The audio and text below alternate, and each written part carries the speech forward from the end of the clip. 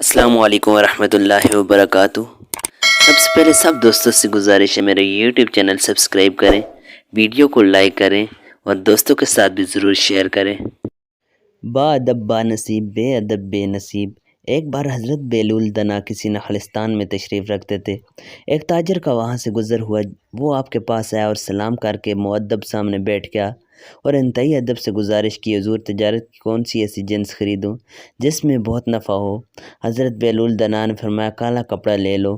تاجر نے شکریہ ادا کیا اور الٹے قدموں چلتا واپس چلا گیا۔ جا کر اس نے علاقے میں دستیاب تمام سیاہ کپڑا خرید لیا۔ کچھ دنوں بعد شہر کا بہت بڑا آدمی انتقال کر گیا۔ ماتمی لباس کے لیے سارا شہر سیاہ کپڑے کی تلاش میں نکل کھڑا ہوا۔ اب کپڑا سارا اس تاجر کے پاس ذخیرہ تھا۔ اس نے منہ مانگے داموں فروخت کیا اور اتنا نفع کمایا جتنا ساری زندگی نہ کمایا تھا، اور بہت ہی امیر کبیر ہو گیا۔ کچھ عرصے بعد وہ گھوڑے پر سوار کہیں سے گزرا۔ حضرت بیلول دنا وہاں تشریف رکھتے تھے۔ وہ وہیں گھوڑے پر بیٹھا بولا، او دیوانے، اب کی بار کیا لوں؟ بیلول نے فرمایا تربوز لے لو۔ وہ بھاگا گیا اور ساری دولت سے پورے ملک سے تربوز خرید لیے۔